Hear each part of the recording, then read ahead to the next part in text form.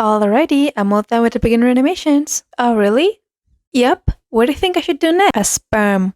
What? Go and animate a sperm. As you may or may not tell from the intro, this process was concerning.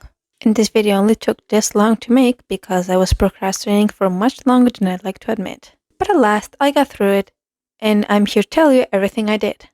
And just in case you're new here, hi, I'm Galaxy, and this is part 2 of my learning animation series. So I started by doing as I promised and finishing the 3D falling hammer. Now, is it good? No. But do I care too much at this moment? Also no. Like many artists I've been saying online lately, first make it, then make it good.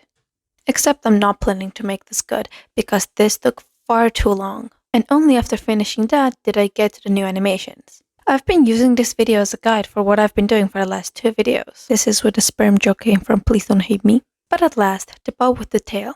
Now, I didn't do it quite the way the video instructed it to, because I wanted to get into the flow of making something move before adding the realistic physics. So I ended up with a tadpole swimming across my screen.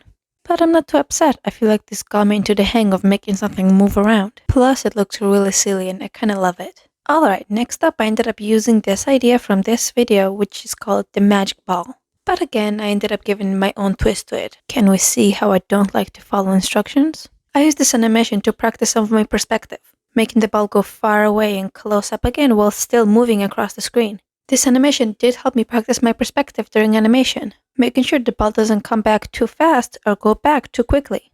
This one, quite obviously, took the least amount of time to animate. And especially with this one, I kinda just went with the flow. There was no keyframes or in-betweens or pauses, just making it smaller and bigger while making it move around. And this was new to me because I always made sure I made specific keyframes and limit myself from such freedom.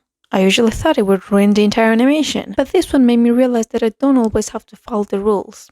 It was a nice fresh breath. Now, going back to the same video as before, now I did small jelly jump. By the way, first color animation. Cheer guys, cheer! Now I do admit I did just duplicate the frame and add it a little bit each time. But still, getting it to look right was quite challenging. I had to delete and redo frames just to get it to look right. And even now, I'm still not confident about this animation. At least I got myself to do something. It's better than nothing. Besides, it's cute. Can we see my immense problem of calling inanimate objects cute? And now for the final animation from this video, the transition, or simply put, make the first shape transition to another. This animation merely involved squish and stretch to make sure it still looks smooth, and it didn't take too long either.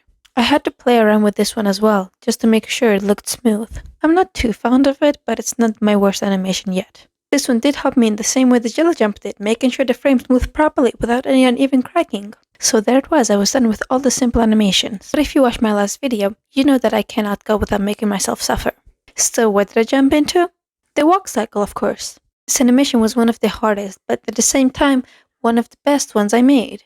I'm quite proud of myself for making this, even though it's not complete. Watch me not get over it for the next 3 weeks. But yeah, that's gonna be all from me today. I'll leave all the links to the videos I used in the description. And if you enjoyed, consider liking the video and subscribing. I'm definitely going to be learning lots of other things on this channel. And while you're at it, you can go check out my Instagram and Tumblr. I finally began to post some drawings on there, so you can go check them out. Remember to shine bright, my stars, and bye-bye!